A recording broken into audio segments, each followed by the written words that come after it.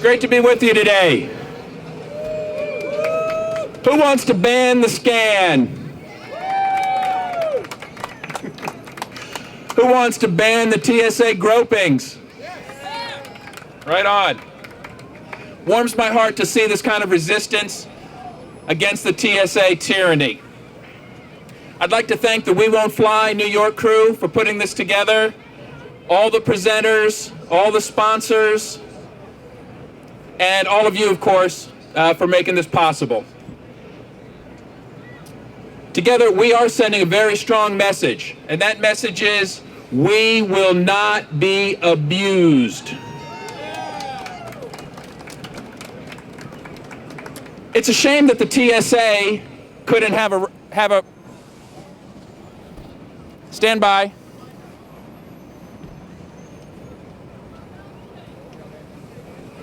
Testing 1, 2, 3. Okay. It's a shame that the TSA couldn't have their own representative here. I'd love to hear what they have to say about this issue.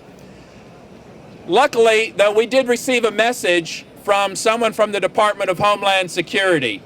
They posted this message on the We Won't Fly blog from a Department of Homeland Security IP address, and I think it really summarizes well the sentiment coming from the administration. And that message is, F you, F all you blank suckers. You won't change anything, ride the bus. TSA is here to stay.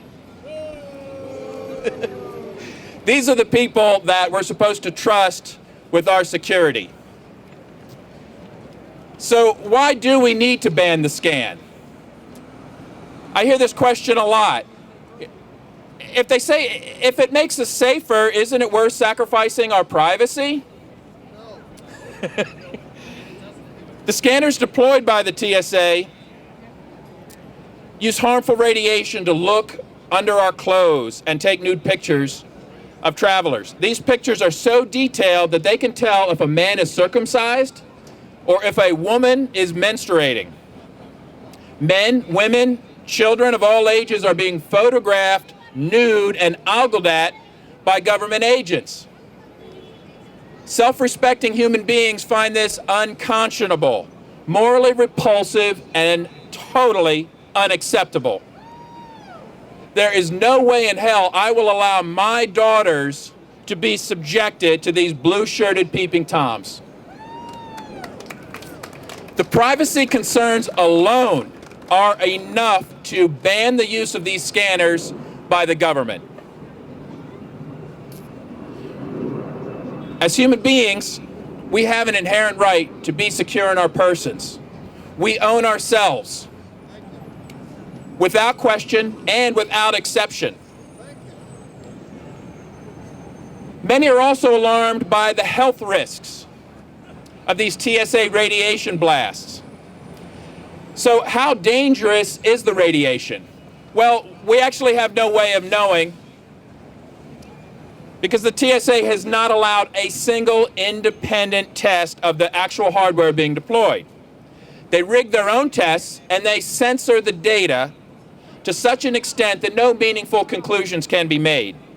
They don't even allow their own employees to wear the dosimeter badges that record how much radiation they're exposed to. Now, the TSA claims that their boxes are safe for all passengers, including children, pregnant women, and individuals with medical implants. So we can believe them, right? A Google search for TSA lies only yields 5.4 million results. That's it. They seem to have trouble telling the truth about just about anything. They claim that this state-of-the-art technology cannot store, print, transmit, or save an image. But our friends at the Electronic Privacy Information Center obtained documents showing that despite these claims, the TSA actually requires these capabilities: image storage, printing, and transmission as part of the contract specifications for the body scanners. Epic caught them in a bald-faced lie. They couldn't even tell the truth about how much their scope and grope operation costs. The U.S. Government Accountability Office, it's kind of a funny concept in itself, government accountability, but anyway, they released a letter to the Transportation Committee Chairman John Mica, confirming that the TSA had used faulty data and withheld information when evaluating and comparing the costs of the all-federal screening model with an alternative federal private screening program. The GAO caught them in another shameless lie. They even fibbed about the dismal 70% failure rate when they do tests to detect what kind of weapons can get through. They were busted. So should we trust their health claims? After all, the TSA reported that the FDA has approved these scanners. There's one small problem. An FDA spokesman told AOL News that despite TSA claims to the contrary, it has no role in testing the machines or inspecting the manufacturer. They couldn't even do it if they wanted to because these are not medical devices. They are outside the FDA's legal authority. So, oops. Are we having a PA problem? Are we back? Okay. So the FDA caught them in another brazen lie.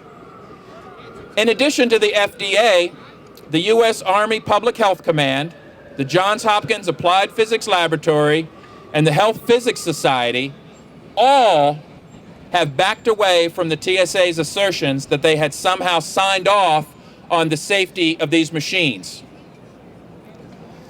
Scientists began raising the alarms about the TSA's health claims last spring. A group of physicists from the University of California wrote to the president's science advisor about the potential serious health risks and the total lack of independent testing. With the TSA constantly alleging that these machines are safe, the scientists said, an impartial panel of experts that would include medical physicists and radiation biologists should review all available relevant data. Now, of course, the TSA can't allow that because if they allow any kind of independent verification, supposedly the terrorists will win. So they asked us to just consider their reputation for honesty when evaluating their safety claims. Even if we take their claims at face value, statistically, the radiation from these machines poses about as much risk as terrorists do. The health risks alone are grounds to ban the scan.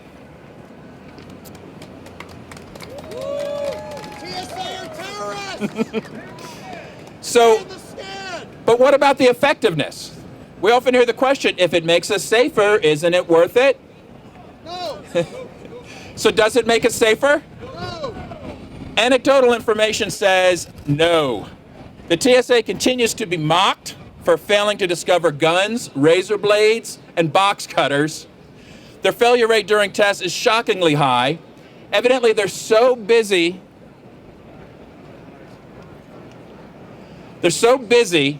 ogling our private parts and looking for shampoo bottles.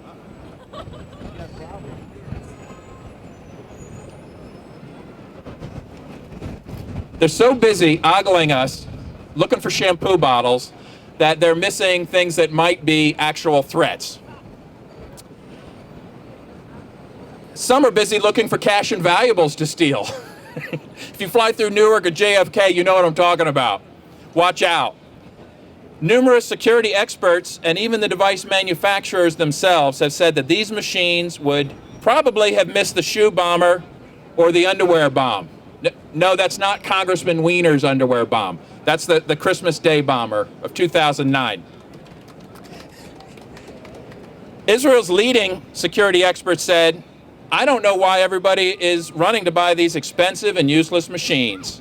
I can overcome the body scanners with enough explosives to bring down a Boeing 747. In Israel, they have legitimate threats to worry about. They can't be concerned with security theater, so of course they don't use these. The congressman from Florida who actually wrote the bill that created the TSA has lamented that his creation is nothing but a big kabuki dance. John Micah now goes on TV criticizing his monster. He's apparently surprised that the TSA is totally out of control. Evidently, he's never read... John Micah's never read Mary Shelley's... All right. John Micah has evidently never read Mary Shelley's Frankenstein. So there's some lessons for him.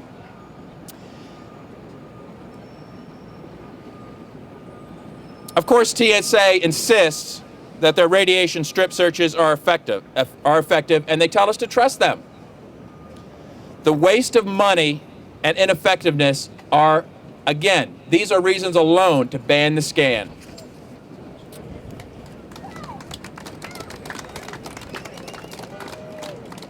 When criticism of the porno scanners becomes too high, the TSA tax feeders will always fall back on the position that their use is optional. You don't have to get a scan if you don't want it.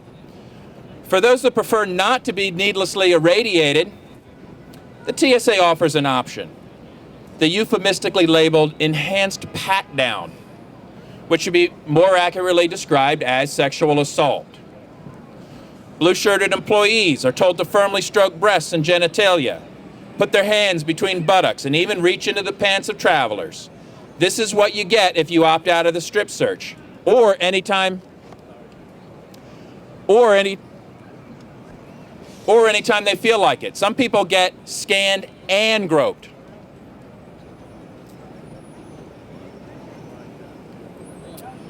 George Donnelly and I started We Won't Fly last fall as a grassroots response to these outrageous new procedures.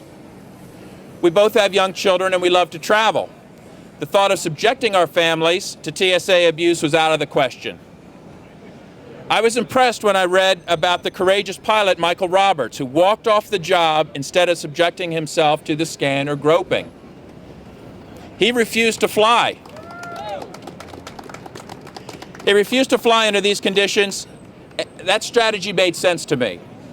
I thought we can send a strong message to the travel industry by boycotting their services as long as this threat remains. The website that George built exploded across the internet. Within days, we had millions of website hits, tens of thousands of Facebook and Twitter fans.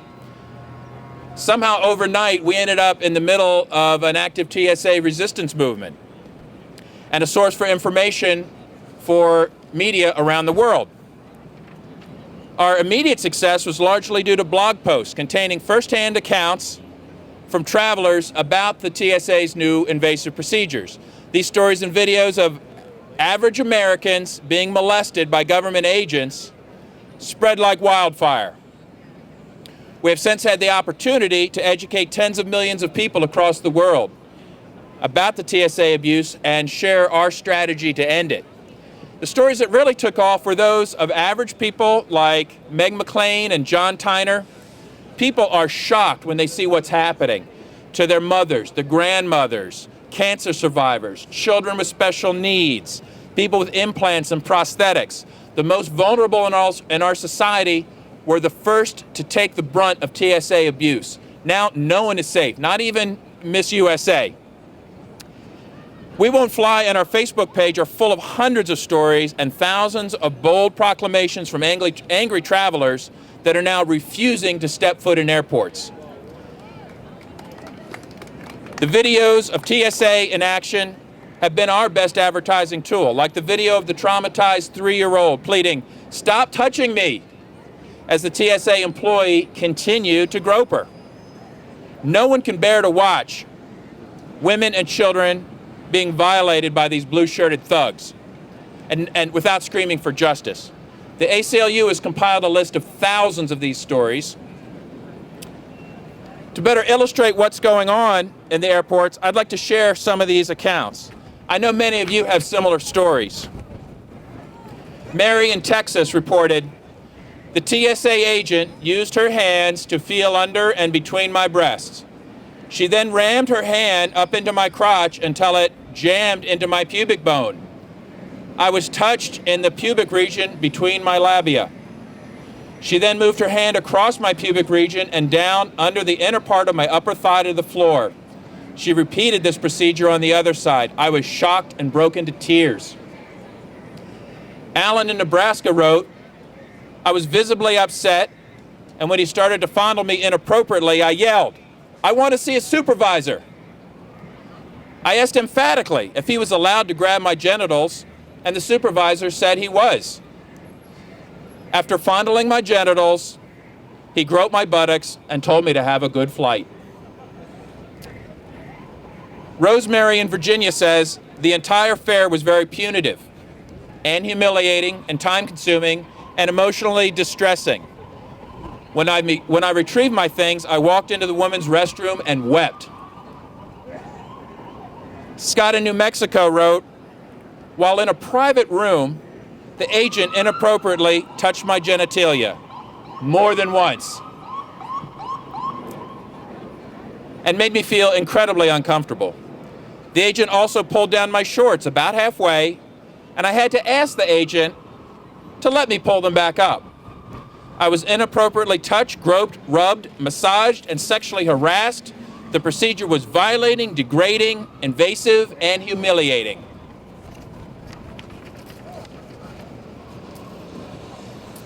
TSA officials have even suggested that parents make TSA abuse a game for their children. They are conditioning an entire generation to submit to any abuse that these thugs can dream up. So what is going on here? This has nothing to do with security. This is humiliation and conditioning for reflexive submission to the badge class. Do we need congressional hearings to know this is wrong? Do we need to study how much radiation is unhealthy during a virtual strip search? Of course not. Anyone with a shred of decency knows that what the TSA is doing is immoral and totally unacceptable. This is well beyond conservative, liberal, libertarian. It's beyond race, age, or economics. This is a matter of basic human dignity. We don't even need new legislation. We don't need new legislation to fight this. The arrests of TSA agents can begin at any time. Here is the definition of sexual assault. A sexual assault occurs when someone touches any part of another person's body in a sexual way, even through clothes, without that person's consent. In fact, if you are touched inappropriately during an airport screening, call 911, report a sexual assault, ask to speak to a sex crimes detective. If you see it happening to a child, report it as a sexual assault on a minor in progress. Yes, you can record it. Record it, tell them you do not consent, resist any way you possibly can. Now, I actually have some small amount of sympathy for these TSA thugs. I mean, after all, many may end up dying of cancer from radiation exposure on the job. I understand that their morale is a constant problem. But, of course, why wouldn't it be? Passengers regularly express to them their feelings of utter contempt. If there are any good people left in these jobs, if there are any good people left in these jobs, they need to walk away immediately. There's no paycheck that is worth this.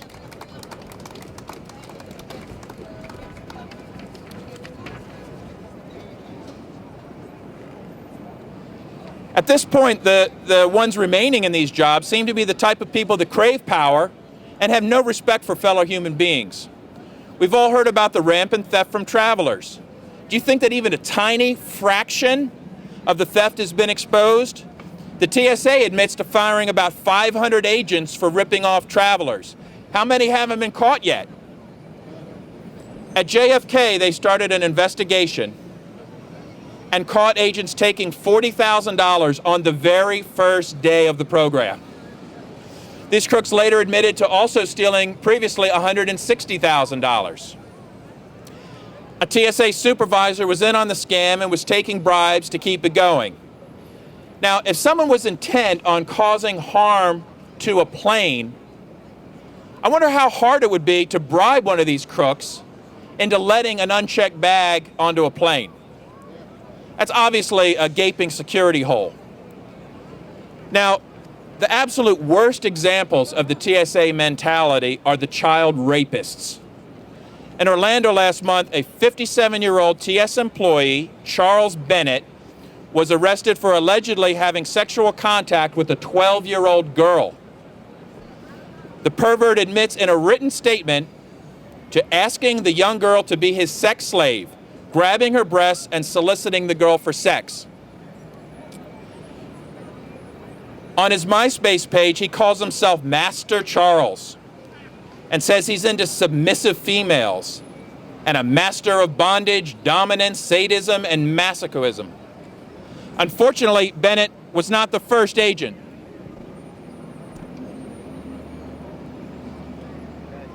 Unfortunately, Bennett was not the first TSA agent to be guilty of child rape. The TSA has created ideal jobs for these child molesters and con artists. Yet we are expected to trust them with naked pictures of our family and let them feel up our loved ones. Not a chance in hell.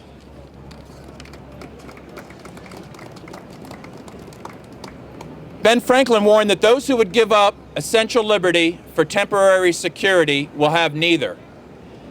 What would he say about the sheepish Americans that are gleefully giving up their essential liberty for fake security? What would they say about the parents that stand there and watch as government agents probe the diapers of their babies and fondle the privates of our grandmothers? They're whips. They're whips. That's right. Those with concerns for airport security should be particularly alarmed. Not only does the security theater do nothing to make us safer, their kabuki dance actually makes us less safe. Passengers may be lulled into a false sense of security by these high-tech scanners and the invasive searches. This is problematic because it has always been vigilant passengers that have stopped every hijacking or terrorist. Creating a bloated, centralized bureaucracy of tax-fattened drones is a recipe for disaster. Their one-size-fits-them-all approach is easily circumvented. Now, early critics of the TSA resistance movement said, hey, if you don't like it, don't fly. In fact, that's prudent advice for anybody that values their privacy and dignity. Unfortunately, the tentacles of the TSA are reaching out for more power. Their self-described Viper teams are being deployed to scan and grope passengers at train and bus stations and sporting events. TSA certified agents have even been deployed at a high school prom. So where will this end? Okay. So where will this end? If we continue to yield our rights in the name of security, we will be subjected to roadside searches. Every violation of our rights becomes a platform supporting the next level of tyranny. When the federal government was told to keep our planes safe, our freedom to travel was relinquished. When we obediently removed our shoes, jackets, and belts, the strip search was inevitable. There is no line that they won't cross if allowed. So our job is to resist them at every opportunity.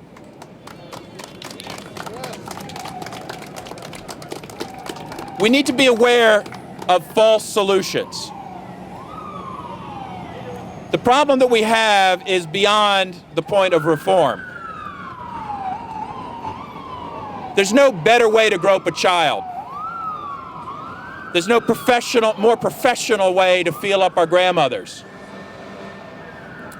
It's not an issue of TSA training. It's not an issue of security. It's about the fundamental coercive nature of government itself. The TSA is just the latex glove tip of the iceberg. The public is outraged because they see the TSA's hand in our pants. But everything the government does is some form of a hand in our pants. The public is outraged about nude scans of our families. But the IRS forces us to reveal far more than any X-ray scanner. The government wages endless wars of aggression abroad, participates in regime changes, meddles in foreign elections, imposes sanctions and blockades. Then they claim we must let them grope our children and irradiate us because some crazy foreigners hate us for our freedoms. Yeah. And the Fed. In the classic government fashion, their every blunder is followed by a demand for more power and more of our treasure. And of course, please don't pay any attention to the windfall profits of former Homeland Security Chief Michael Chertoff, who now works for Rapiscan Systems, selling scanners to the TSA. It's total coincidence. Chertoff is a Nazi! The public outrage of TSA abuse is reaching a critical mass. Politicians are now scrambling to offer solutions. Even the shameful congressmen who voted to create the TSA are seeking cover by criticizing the TSA. State and municipal nullification efforts have sprouted across the country. While I have little faith in any political process, large numbers of politicians are taking our side in acts of self-preservation. The recent rebellion in Texas is a wonderful indication of public support. When 100% of the Texas House votes to outlaw TSA abuse, you know we're getting somewhere. Now, hopefully, the New York City Council will have similar courage. They also need to have the fortitude to hold their ground when the feds show up with their bribes and threats. Politicians are trained to offer solutions that may appear to solve a problem, but actually serve to further consolidate their power and enrich their benefactors. I'm confident that we will find our way out of the scope and grope frying pan, but watch out for the fire.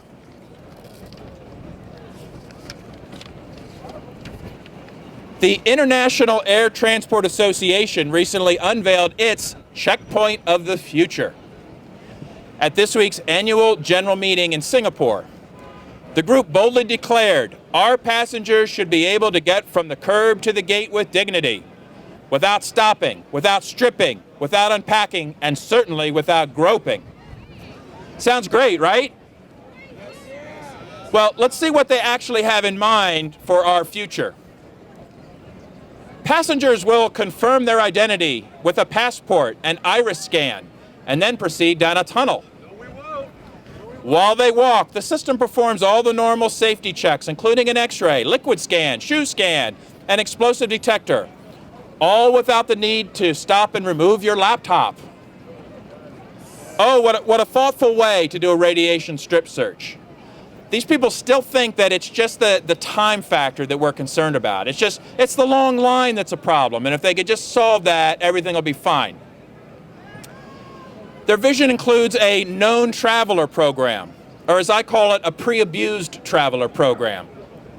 Those that qualify will receive less hassles at the airport because their complete background check, including employment status, credit rating, possibly even a review of your Facebook friends, will have already been conducted. The TSA has already experimented with internal passports under the guise of a trusted traveler program. Denver International and Orlando International have used something called a clear card. After undergoing a background check, iris scan, and fingerprinting, flyers are issued a card that allows them to make a quick stop at a biometric scan before cutting to the front of the security line. How long will it be before every traveler is required to be biometrically cataloged before being issued a travel permission slip? The Nazis never dreamed of this kind of power. Sadly, even supposed advocates of flyers' rights have publicly supported these pre-abuse tactics against travelers. The right to travel has nearly vanished from our culture. Politicians and bureaucrats that have dreamed of national ID cards are salivating at the idea of our own faces becoming that ID card, and facial recognition software tracking our every move. If offered as an alternative to sexual molestation, many Americans will gleefully sign up. When they do, we will have officially gone from the frying pan into the fire.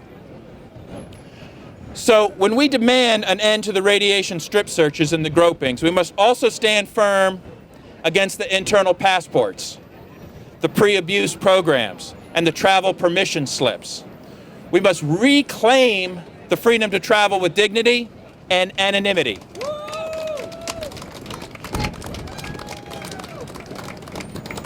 So how do we strike the root of this problem?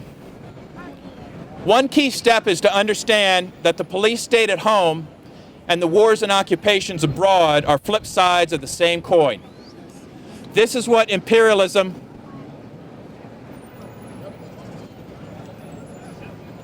This is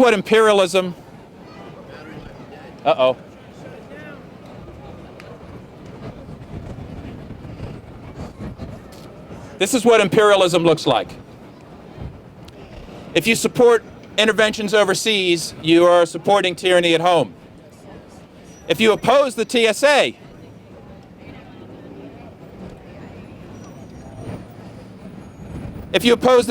at home, you must also oppose the militarism, the torture, the sanctions, the blockades, the foreign aid, the meddling in elections.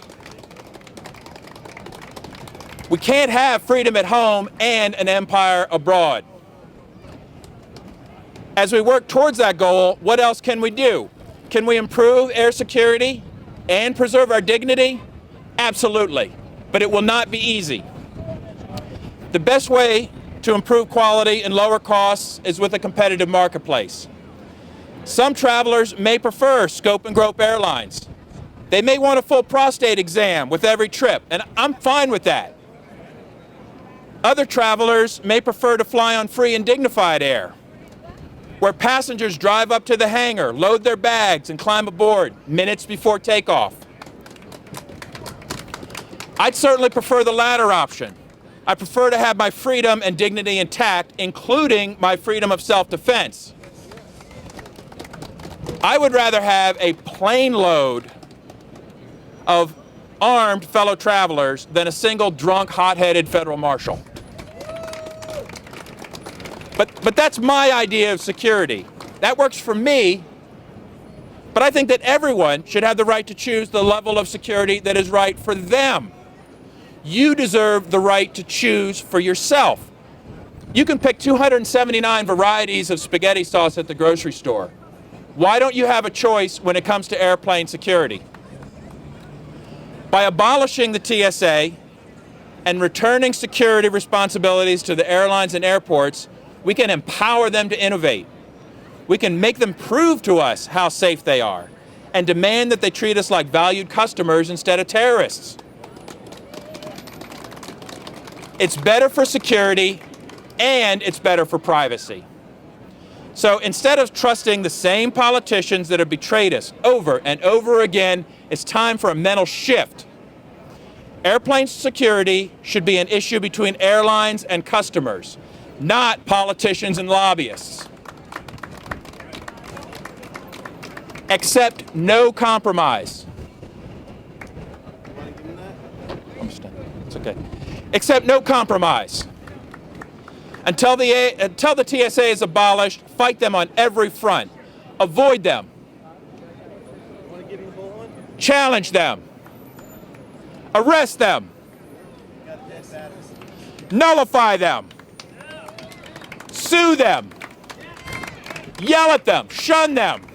Ban them from your businesses. Let the world know that the blue-shirted occupation is over. Thank you very much.